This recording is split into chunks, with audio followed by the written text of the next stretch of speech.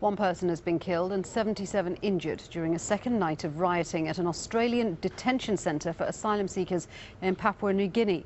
Manus Island is one of the 2 remote Pacific camps being used in Australia's controversial offshore detention policy. 35 asylum seekers broke out of the camp on Sunday evening. Asylum seekers arriving by boat or intercepted at sea are transferred to Manus or Nauru Islands. Well, Andrew Thomas joins us now from Sydney. And Andrew, are these riots now under control?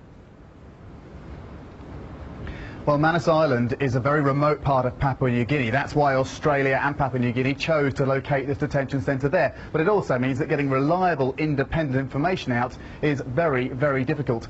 Australia's Immigration Minister, though, has just given a press conference. He said, yes, the riot is over. He says that it began at about 11 p.m. local time on Monday night and that it was over by 3 a.m.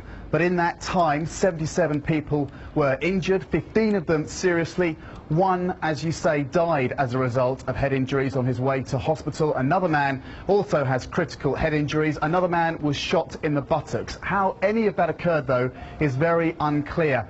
Were the injuries sustained within the detention centre? Did detainees, asylum seekers, break out of the camp, and were they then injured outside? None of that is very clear at the moment. Australia's Immigration Minister says that the injuries occurred outside, but some refugee groups and refugee advocates say they're hearing that others, police and locals, broke into the camp and that some of the injuries happened inside. So a confusing picture. All this, though, the culmination of days, if not weeks, of low-level peaceful protests that first spilled over into riots on Sunday evening. And I think we've got some pictures of the riots that occurred on Sunday evening to show you now.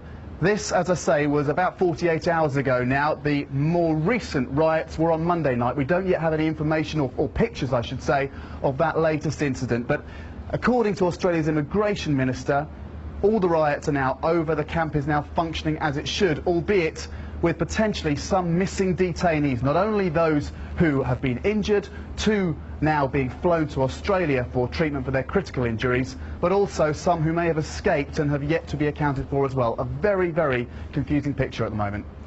Andrew, thanks very much indeed for that. Andrew Thomas updating us there from Sydney in Australia.